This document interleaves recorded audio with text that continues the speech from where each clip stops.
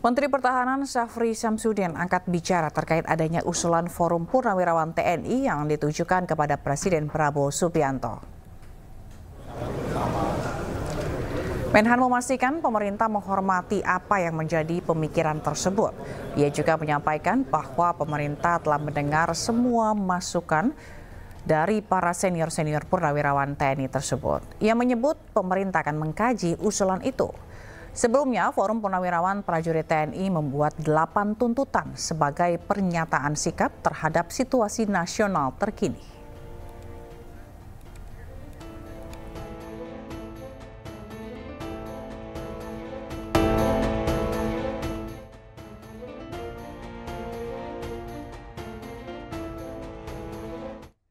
Masih di Anyus Siang bersama saya Sabrina Hasilah. Pemirsa, rapat Komisi 2 DPR RI bersama para gubernur se-Indonesia mendadak jadi panggung kejutan.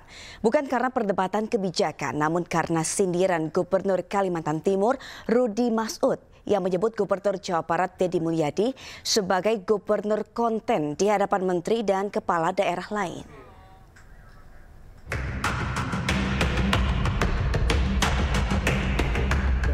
Komisi 2 DPR menggelar rapat dengar pendapat bersama Kepala Daerah dan Kemendagri Selasa lalu.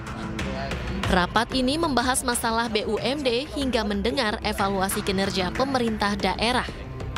Namun ada momen menarik ketika Gubernur Kalimantan Timur Rudy Masud sempat menyindir Gubernur Jawa Barat Deddy Mulyadi sebagai gubernur konten. Dan seluruh gubernur yang hadir hari ini, Kang Deddy, gubernur konten. Mantap nih Kang Deddy nih. Sindiran itu pun ditanggapi santai Deddy Mulyadi. Gubernur Jawa Barat ini menyampaikan bahwa konten-konten yang dibuatnya justru memberi manfaat efisiensi bagi Pemprov Jawa Barat. Dan terakhir tadi Pak Gubernur Kaltim mengatakan gubernur konten, alhamdulillah. Dari konten yang saya miliki, itu bisa menurunkan belanja rutin iklan. Biasanya iklan di Pemprov Jabar kerjasama medianya 50 miliar. Sekarang cukup 3 miliar tapi viral terus. Terima kasih. Sementara dari sindiran yang dilontarkan, Gubernur Kalimantan Timur justru berbalik menjadi bumerang. Setelah warganet ramai-ramai membela Deddy Mulyadi dan akun Gubernur Kalimantan Timur Rudy Masud menuai gelombang komentar dari netizen. Tim Liputan iNews melaporkan. Gubernur Jawa Barat Deddy Mulyadi lagi-lagi memberikan usulan kontroversial. Deddy akan mewajibkan KB pria atau vasektomi sebagai syarat penerima bantuan sosial di Jawa Barat.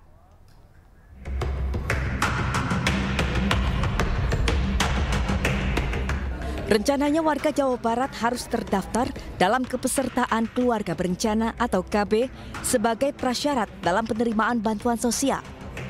Nantinya ada beasiswa pendidikan hingga program bantuan sosial lainnya yang disalurkan oleh Pemprov Jabar.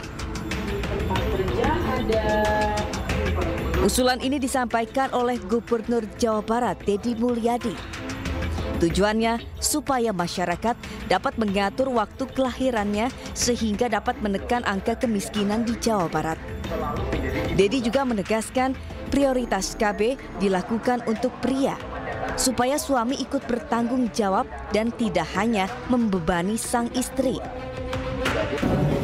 Maka para penerima bantuan sosial, apakah nanti bantuan biaya kelahiran, bantuan rumah sakit, bantuan listrik, bantuan pangan non tunai, bantuan perumahan, bantuan tanah, ya saya harap bantuan beasiswa untuk anaknya, saya harapkan yang laki-lakinya loh, saya harapkan suaminya atau ayahnya yang ber-KB sebagai bentuk tanda tanggung jawab terhadap diri dan keluarganya. Jangan terus-terusan dibebankan pada perempuan.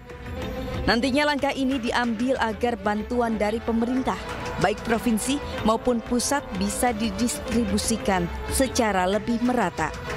Dari Depok, Jawa Barat, Iyung Rizky iNews melaporkan. Pemerintah Provinsi Jawa Barat berencana menerapkan program wajib militer bagi anak-anak bermasalah, terutama yang terlibat dalam geng motor dan tawuran. Kebijakan ini diharapkan menjadi solusi tuntas untuk menangani kenakalan remaja yang kerap terjadi.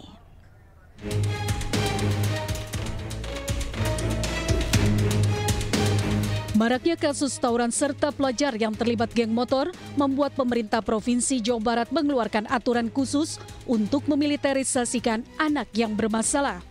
Program ini bertujuan membentuk karakter disiplin dan tanggung jawab. Peserta akan mengikuti pendidikan khusus di bawah pengawasan TNI Polri selama 1 tahun, sementara status sekolahnya tetap terdaftar di SMP atau SMA asal dengan kelas khusus. Maka saya merubah paradigma itu dengan cara apa?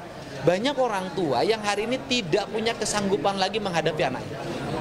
Banyak guru yang tidak punya kesanggupan untuk menghadapi murid-muridnya. Kenapa? Dia keras dikit nanti dikriminalisasi. Kan perlu dilakukan tindakan-tindakan yang nyata, terukur dan terencana. Maka salah satu pilihannya adalah melibatkan TNI Polri menjadi bagian dari upaya pembinaan mereka. Siapa yang dibina? Mereka yang mengalami kenakalan akut yang sudah mengarah kriminal. Bagaimana cara membinanya? Ya orang tuanya nanti menyerahkan dalam bentuk surat pernyataan, mengantar ke barak TNI-nya, mengantar ke barak Polri-nya, dan mereka status pelajarnya tidak akan hilang. Mereka tetap statusnya adalah pelajar SMP A, SMA B, dan kemudian tetap mereka belajar sebagaimana biasa, tapi pola hidup yang dirubah. Gubernur Jawa Barat Deddy Mulyadi menambahkan, selain kenakalan anak tawuran dan geng motor, anak yang kecanduan game online dan sudah mengarah ke aktivitas kriminal pun harus diikutsertakan dalam program ini.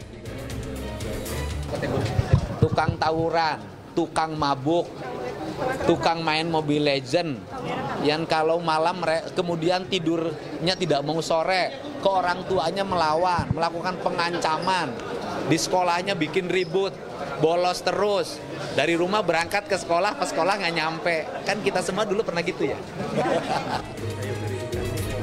Rencananya program akan dimulai pada 2 Mei 2025 dengan peserta anak-anak bermasalah atau terlibat tindak kriminal.